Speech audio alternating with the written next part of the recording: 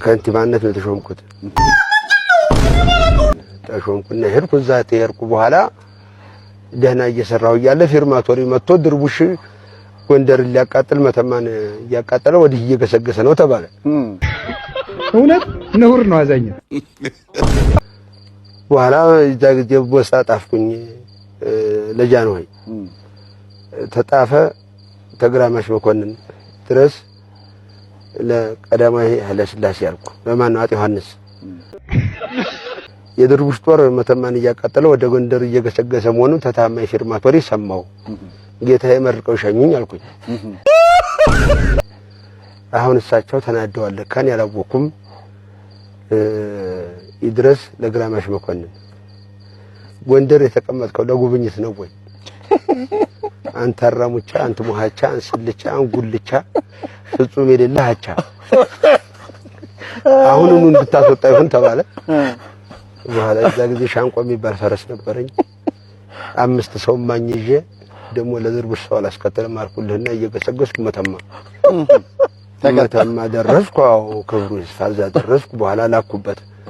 እዛ ጊዜ እንዲተደብቀህም ውጊያ የለም መልእክተኛ ትልካለህ። አዎ ላኩኝ።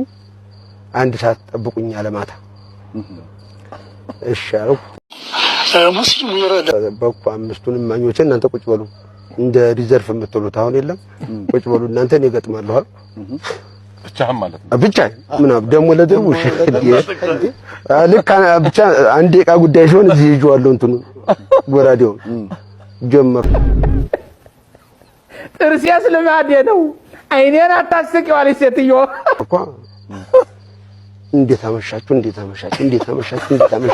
የአገር ጉዳይ ነው እያንቀጠቀጠኝ አልኩ። ሄድኩበት አልኩ። እውነቴን ነው። እንደዛ ጊዜ ጉልበቱም ነበረ። አንዱም እግዚአብሔር ይመስገን አላለኝ። አንዱም አላለም። ልሙትልህ በቃ አንዱ እየቆረጣቸው ነው። መጨረሻ ላይ ጀነራል ነው ተኋላ አየሁት። እንዴት ጀነራል ተኋላ ይሆናል? እውነቴን ነው። ነፍሰ እግዚአብሔር አስጨረሰኝ። አንተ እዚህ ነህ አልኩና እንዲህ ስለው አንተ ሰው ሲቸግረው ለካ አማርኛ ይችላል። እንደው በእናትህ አይደለም እንደው ግር የሚል አሁን ድረስ አሁን ይመስለኛል ብታይ ወይታ እንዲህ ብዬ ነበረ።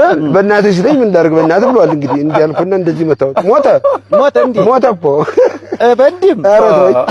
ቀድሞ ነው የሞተው እሱ። የሆነ ጊዜ ምን እንዲህ አይነት አበረው